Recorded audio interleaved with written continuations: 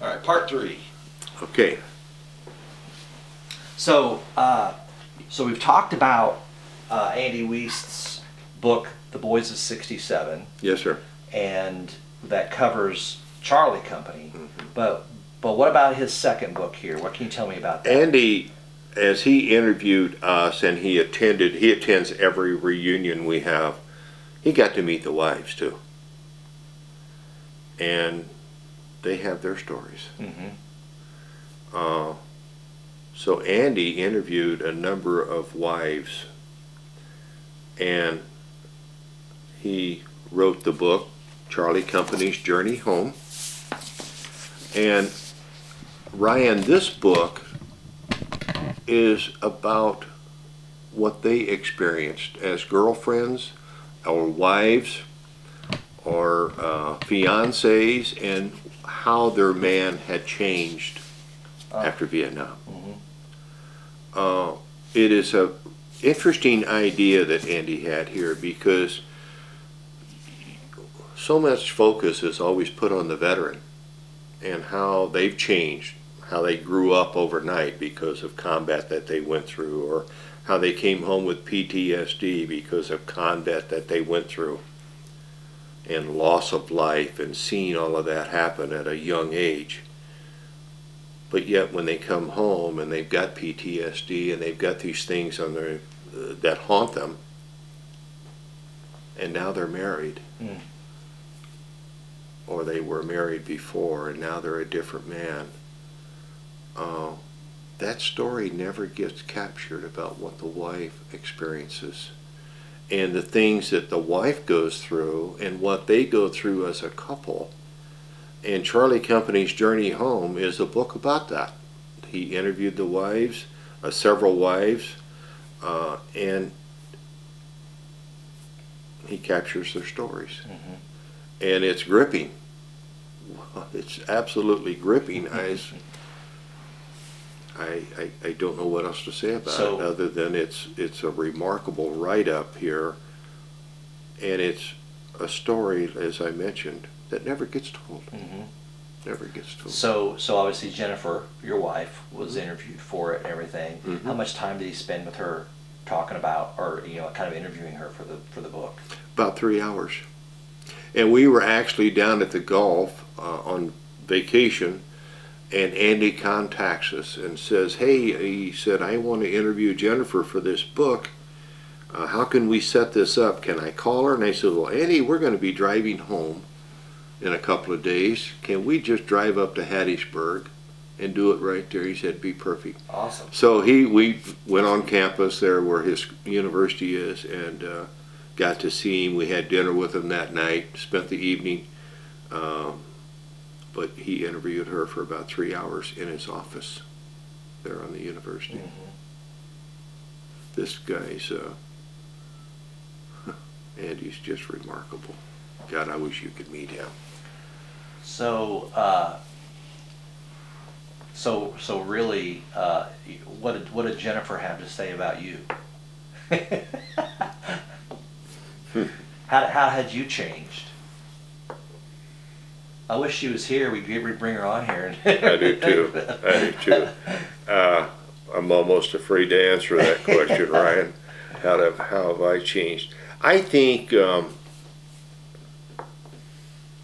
she saw, as every spouse or girlfriend does, they saw a change in me. Jennifer did. I think a little more private at times about things.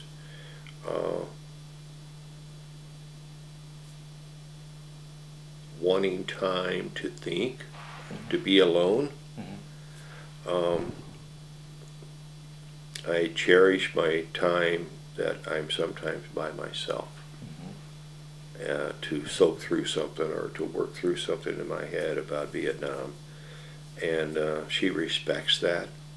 The very first reunion we went to 23 years after we got home, we go to Las Vegas, and obviously I had never spoken to Jennifer much about Vietnam, but then this reunion came up and I thought, I want to go to this. So we booked the flights And I mentioned earlier, but I'll say it again, that reunion was so healing. But for the wives, it was so revealing. Seeing your buddies, seeing your brothers that you had fought with and you tried to protect, and they protected you. Everybody, you always had each other's back. All of the wives witnessed this camaraderie at that reunion. Yeah. And that renewal of just being together, you know. Just somehow it was kind of magical. And it became a moment, I think, in our lives where we were able to start talking about some of these things that we had never talked about before. We got married in January.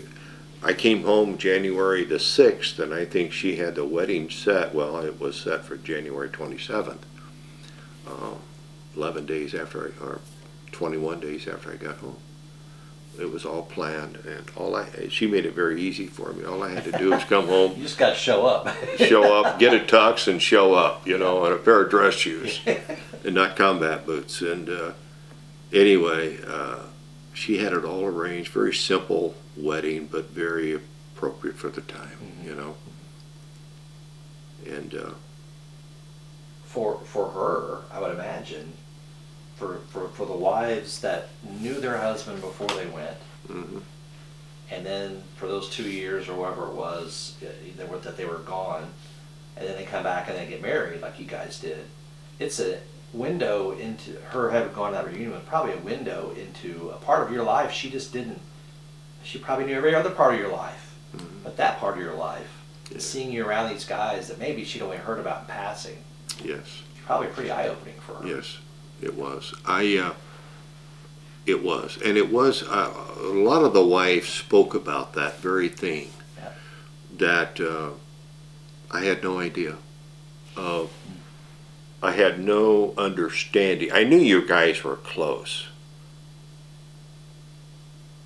I didn't know you were that close. That, I mean, that just such a unique relationship. And you know, it gets stronger and stronger and stronger as the years go by. We don't forget each other. You may be out of touch a bit with some of them, and some of them want to be out of touch. There's still some that have no desire to come to a reunion in our unit, and we respect that. Sure. While we encourage them to be there. We're planning a reunion for 2023, and we're going to send an email out here in the next week or so, hopefully, to alert everyone to that and to make sure they get the emails. Please let us know that you've got this email, and if you didn't get it, if we don't hear back from you, we're going to call you to make sure you're aware. We don't want to leave anyone out. We're all getting older. And we've lost, since our reunion in 2018 in Atlanta, we have lost about 6 or 7 guys since that reunion. We're getting thinner ranks, you know, and we want to keep everybody coming that we can, that want to be there. Sure. Do you have the reunion in the same place every time? We've had them in Washington, D.C. We've had a couple of reunions there. One was tied to obviously going to the wall. We had a ceremony there at the wall. We went to the Arlington. We went to the Tomb of the Unknown Soldier. We had a special wreath-laying ceremony for Charlie Company. Had a reunion there, and then we had another reunion when the premiere of Brothers in War was released in D.C. National Geographic's headquarters is in D.C. So all of Charlie Company got invited to attend the premiere showing. Oh, that's so fantastic. We took that as an opportunity to have a reunion. And it so happened Jack Benedict, one of our lieutenants, 2nd Platoon, he lost both legs in Vietnam, and on a second tour after serving with us, came home to be a downhill ski instructor. Snowski Instra. I mean, he's just a remarkable man. He had passed away and he was buried in Arlington, and it's worked out. I mean, the Lord works in amazing ways. Here we are, March 14th, we're going to be in Washington, D.C. for the documentary, their premiere showing. We're going to have a little mini reunion, Charlie Company reunion. And I'll be darned if Jack's wife says, wow, Jack's being buried in Arlington, and they've chosen the date of May 13th to do the services. So we're all there for Jack and his wife, and it just I bet that was special. And they had the case on, they had the casket in the back. It was an absolutely what you'd see if they were burying a president. Mm-hmm. I mean, it was as it should be, for Jack. Anyway, where was I headed with all of that? Well, This book. yeah, we were yes. talking about the book. Is there anything else you want to add about that at this I time? would encourage, I know there's a lot of soldiers that have, and veterans that are serving or have served in Desert Storm, Mm-hmm. Iraq, Freedom, Afghanistan, and they come home with some of the same baggage, Mm-hmm. I think, that many Vietnam veterans came home with. I would encourage them to read the book. I'm not making a dime on this Mm-hmm. book. I didn't write it. Andy Weiss did. But it might help a spouse, a girlfriend, a wife of a veteran understand and maybe help cope with what they may be going through at the same time. I would imagine it's probably a great bridge for the husband and the wife to connect over. Connect together over it. Yeah, I agree. That's interesting. Yeah. Well, so looking back on all of your experiences that you've had, I mean, obviously your time in Vietnam, you're getting married, raising a family, and then fast forward to everything that's happened with Andy Weiss' books, and going back to Vietnam. How has it affected you? What have you learned from all of it? I mean, I have learned. I know a lot of veterans, having been a veteran, and I've learned there's a lot of veterans that just refuse to talk about their experiences.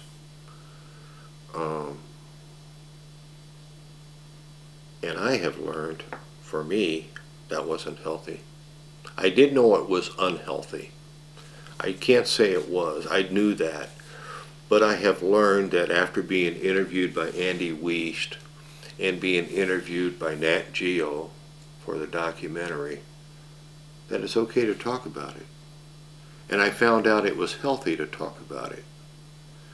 And then as my wife and my daughters and family and friends and read the book or they see the documentary, they say, well, Steve, I had no idea. No idea. Well, they do now, and that's helped them. I've had the opportunity, because of being able to speak about this, I guess, because I've spoken at many veterans events, Tee It Up for the Troops, a golf outing that is nationwide. One of the biggest outings is Peoria, Illinois, which is where I grew up and worked at Caterpillar. They invited me here a few years ago to come up and be the guest speaker for the Tee It Up for the Troops. So while they had a breakfast and they had different things going on, I got to be the guest speaker for that day or for that moment with dozens of other veterans. There's an organization in Peoria that it's a group of officers, retired officers, military officers, invited me up to be their guest speaker at an event. And it's funny, I met a couple of those guys that I knew a couple of them because I worked with them at Caterpillar, but I never knew. Uh, They were an officer back at those times, so back in the military, during the times I worked with them at Caterpillar. And they never knew anything about my history because we just didn't talk about it then. But I've been able to meet with schools. I got the opportunity to be the guest speaker at a school in Cumming, Georgia for about 1,200 students 3 years ago. And it was the type of thing that you get an opportunity to share some history with them. Because these were junior high, high school students. I don't always know how much history is taught in school these days, or if it's even accurate. And I had so many students come up to me after that event and thank me for my time and thank me for my service, of course. But they learned a lot from that 30 minutes with them. And those little 30-minute windows, I think that the Lord gives me to go out and talk to a group is rewarding. mm-hmm. Not just for me to be able to share it, but to maybe help someone understand what freedom is, and that it's not free, and that there's a lot of sacrifice made by so many people to serve the country, serve one's country. So, with what would you say to younger generations today? What would be something that you would like to have people take away from your story? I think as far as my message, if there's any message at all to the younger generation, it would be to understand what it takes to have freedom, study it, read about it, and be prepared to do it if the need arises. I never thought twice about serving my country. I know people have thought twice about it. People have refused to do it. Fortunately, there's more people that do it than not, and step up to that challenge and step up to that responsibility I think one has to their country. But my message to the younger generation is have a love for your country and your flag. Know what it means to be truly free. It's amazing today.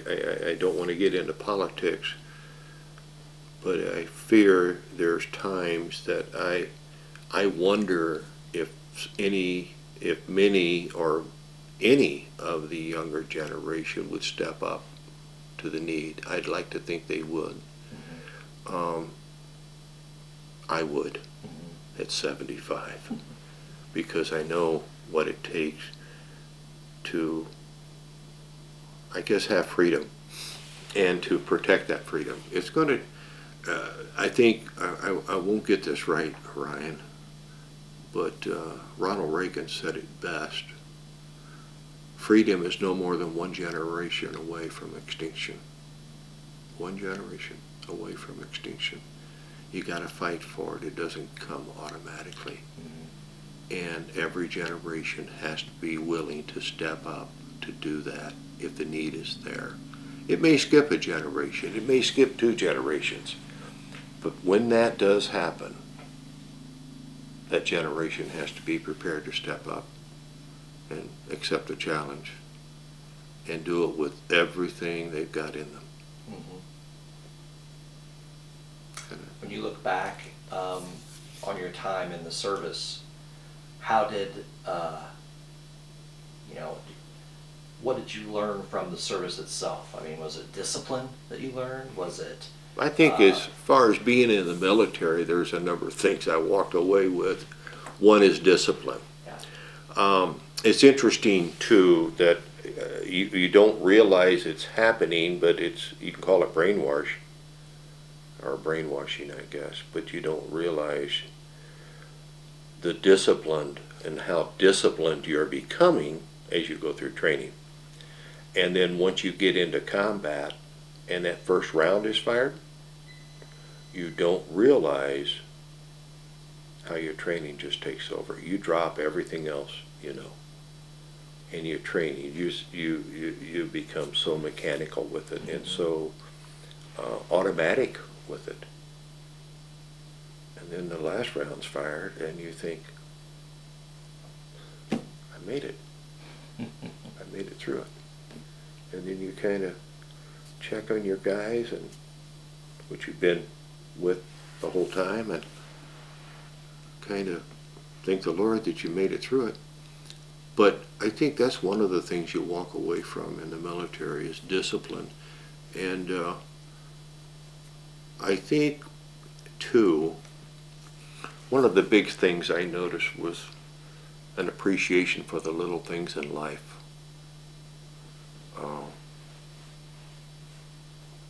When I was in Vietnam and when I was in training in Fort Riley, Kansas.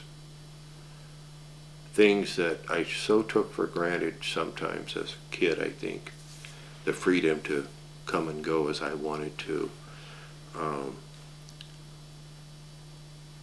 The freedom to turn a light bulb on at night. After being out in the dark and out in the jungle for 12 months.